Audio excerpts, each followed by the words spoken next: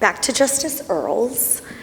In light of the U.S. Department of Education using landmark rulings meant to secure fair access and safe education for all students to engineer reverse discrimination practices, do you see potential problems with our North Carolina Board of Elections also trying to take us back in time?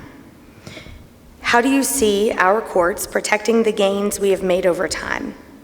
What do you think are the most important ways for North Carolinians to ensure that all students have fair access to quality education? So what North Carolinians can do, obviously I think that local organizing and activism and working at the local level is extremely important. But I have to just go back to your vote. That is how you can make a difference, and to the extent that you can multiply your vote by talking to all of your networks and letting them know what you are learning this evening and getting them energized to exercise their right to vote. Let me say a word about gerrymandering. You know, if you're upset about what the federal government's doing, understand that because we lost the North Carolina Supreme Court, the 2022 court said extreme partisan gerrymandering violates your rights under the state constitution and ordered that districts be drawn fairly. North Carolina sent 7 Democrats and 7 Republicans to Congress.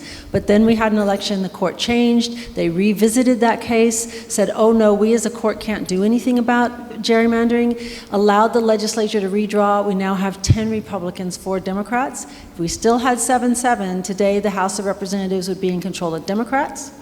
They would be having oversight hearings. There would be a very different type of check and balances at the federal level. But at the state level, understand that in 2020, I'm on the only seat on the ballot in 26. In 2028, 3 Republican seats are up for election.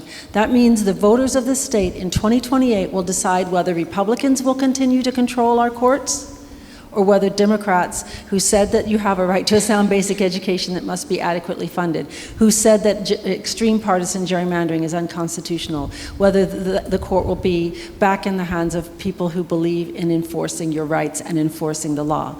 And finally, let me just say that vouchers also came to our court.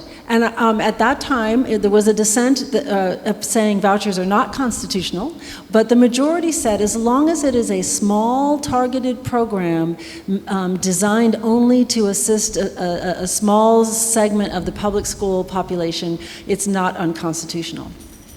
So if that issue were to come back before us with the current voucher program, with a court that believes in enforcing your rights, there could be a different outcome. And what I think is also important to do is to document what is happening now, so that you lay the groundwork for future opportunities to really make a change. So all of you being here this evening and learning what's going on and then being able to spread the word, I think are the most important things to do.